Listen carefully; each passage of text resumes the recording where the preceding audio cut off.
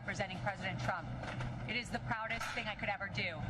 What I am having second thoughts about is the license that I stand here with that the people in there are supposed to have. I have not spoken because I respect my ethics while I'm on trial. But let me now speak about what has happened. I have sat on trial after trial for months in this state, the state of New York. Attorney General Letitia James, and now this. Weeks. Why? Because President Trump is leading in the polls, and now we see what you get in New York. So don't get it twisted, whoever asked me that question. I am so proud to stand with President Trump. But I am not proud to stand with what I saw in that courtroom. I'm not finished. Let me just finish and I'll take questions, please. Before I walked into court, that judge decided that every single defense President Trump had, we were not allowed to raise in front of the jury. It is in writing, and I encourage the journalists, the real journalists, to take the minute to look at his orders. There was no proof.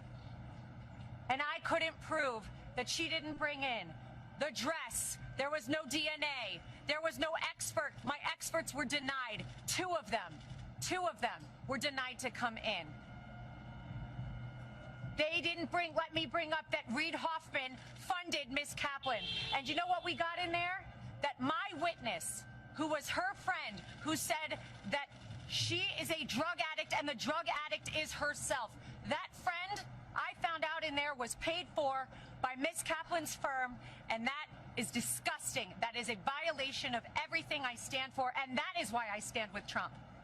And that is why so many Americans are so proud that he is running again and so excited to run to the ballot box. But don't get it twisted. We are seeing a violation of our justice system. Ladies and gentlemen, you are not allowed to be stripped of every defense that you have.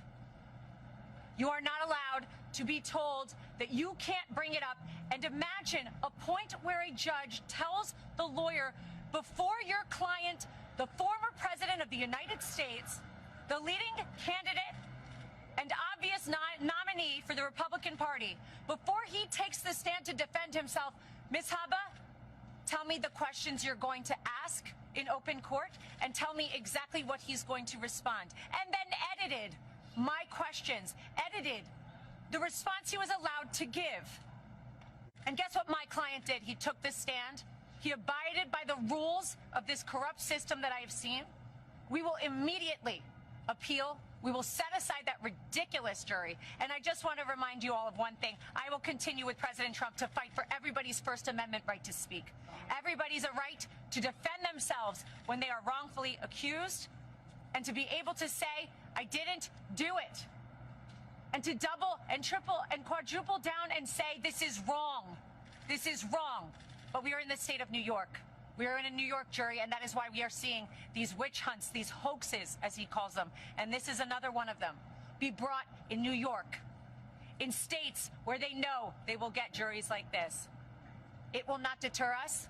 We're fighting, and I assure you, we didn't win today, but we will win. The record that was made in there, and the behavior I saw in there, some of which was reported widely today, gave us the most perfect record on appeal. And even if I needed it, which I don't, we were stripped of every defense, every single defense before we walked in there.